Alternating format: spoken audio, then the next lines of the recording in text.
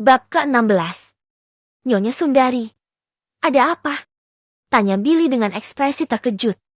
Nyonya Sundari tersenyum penuh arti. Billy, kita sudah bicara sebelumnya, bukan? Aku ingin menjual TV hitam putih kepadamu. Mendengar hal itu, Billy langsung teringat. Benar, tentu saja aku ingat. Aku menerima semua jenis TV jika kau ingin menjualnya. Nyonya Sundari tersenyum lebar. TV itu ada di rumahku. Mengapa kau tidak melihatnya sekarang? Baiklah, ucap Billy setuju. Billy mengikuti Nyonya Sundari ke rumahnya. Di sana dia melihat sebuah TV hitam putih di atas meja, yang dari luar tampak masih terlihat baru. Nyonya Sundari, TV ini masih terlihat bagus. Sepertinya kau merawatnya dengan baik, ujar Billy dengan ekspresi terkesan.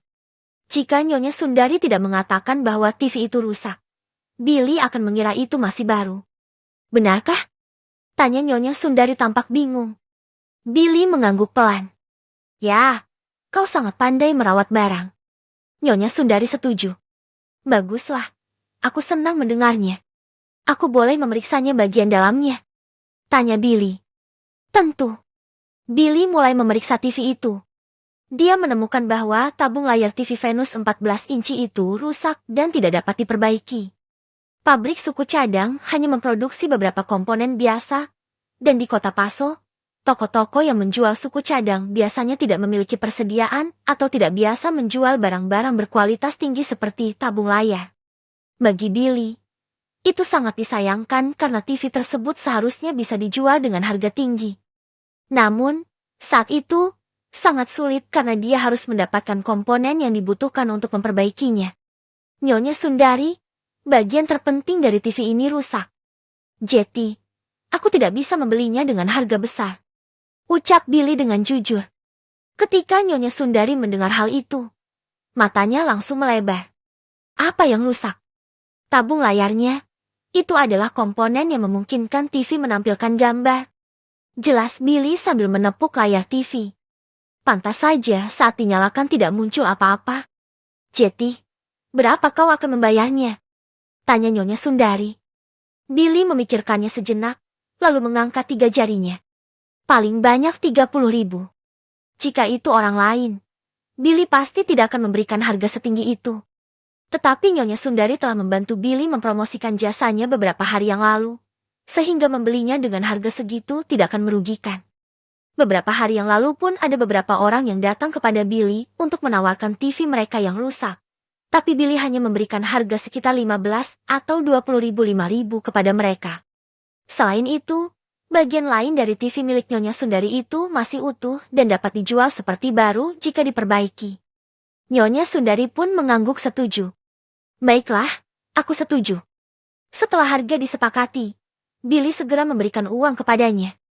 Nyonya Sundari, apakah aku boleh minta tolong? Tanyanya. Tentu. Katakan apa yang kau perlukan. Nyonya Sundari menyimpan uangnya dan menjawab dengan perasaan yang senang. Billy menunjuk ke arah sepedanya yang terparkir di luar. Sepedaku sudah penuh dengan barang-barang. Aku ingin menitipkan TV ini di sini, dan aku akan mengambilnya besok. Apakah tidak apa-apa? Nyonya Sundari mengangguk. Tidak masalah.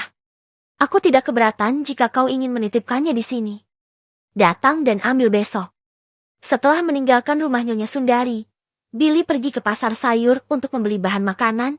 Dia pergi ke kios daging untuk membeli sayap ayam yang dipesan Hana, lalu pulang dengan perasaan senang untuk memasak. Malam hari, Billy dan Hana menikmati makan malam bersama. Billy, bagaimana pekerjaanmu hari ini? Tanya Hana langsung.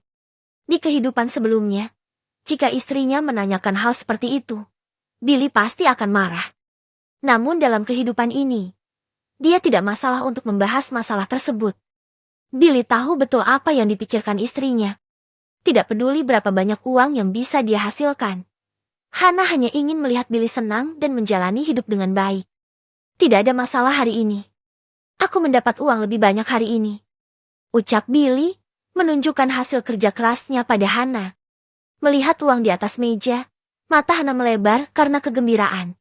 Aku senang melihatnya. Orang lain bekerja keras hanya mendapatkan 200.000 sebulan. Tapi kau, Dalam beberapa hari kau bisa mendapatkan uang sebanyak ini.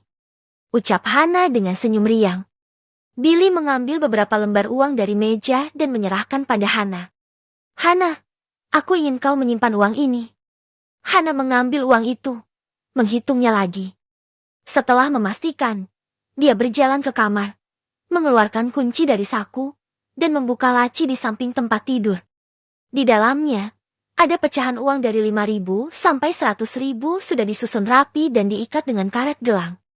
Billy, kau tahu, bulan ini kita berhasil mengumpulkan uang sampai 765.000. Ujar Hana saat berjalan kembali ke meja makan, sambil menuliskan angkanya di buku catatan. Hana benar-benar tidak percaya. Dia mengingat apa yang dia lakukan di masa lalu, yang harus mencukupi kebutuhan sehari-hari dengan segala keterbatasan. Mereka harus makan apa adanya, tidak pernah membeli pakaian baru. Hidup mereka sangatlah sederhana, dengan segala serba pas-pasan. Dia tidak pernah berpikir untuk menabung uang. Dan tentang memiliki anak. Dia bahkan tidak berani membayangkannya. Tapi sekarang, semuanya berubah. Hanya dalam sebulan, Billy benar-benar bisa menghasilkan uang 7-800.000. Hana benar-benar tidak menyangka akan hal itu. Tapi melihat uang yang ada di laci, dia menjadi yakin bahwa itu bukanlah mimpi. Billy benar-benar memenuhi janjinya dengan tindakan nyata, bukan hanya omong kosong belaka. Baiklah, ayo cepat makan. Aku memasak sayap ayam saus asam manis untukmu.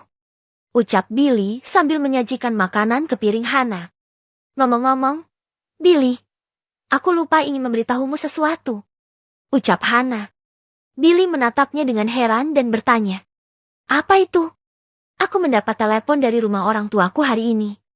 Kakak perempuanku baru saja pulang dari Shelburne, dan mereka mengundangku untuk makan bersama. Ujar Hana dengan ekspresi cemas. Billy terkejut sejenak. Tapi dia memahami apa yang dikhawatirkan istrinya. Dia tahu orang tua Hana tidak pernah senang dengan menantunya. Apalagi, kakak perempuan Hana yang bekerja di kota lain, orang itu memiliki pemikiran yang tinggi dan selalu meremehkan Billy. Dia sadar, jika dia pergi ke rumah orang tua Hana, dia pasti akan disudutkan. Tidak ada orang lain yang bisa disalahkan untuk hal itu. Jika harus menyalahkan seseorang, tentu saja itu salah Billy. Karena dia tidak memenuhi tanggung jawabnya di masa lalu. Tapi karena Tuhan memberinya kesempatan kedua, Billy berjanji untuk merubah hidupnya dan dia tidak ingin siapapun merendahkannya lagi. Dan yang lebih penting lagi, dia tidak ingin membiarkan Hana terjebak dalam rasa bersalah. Dia ingin membantu Hana mendapatkan kembali rasa percaya dari keluarganya dan bangkit kembali sepenuhnya.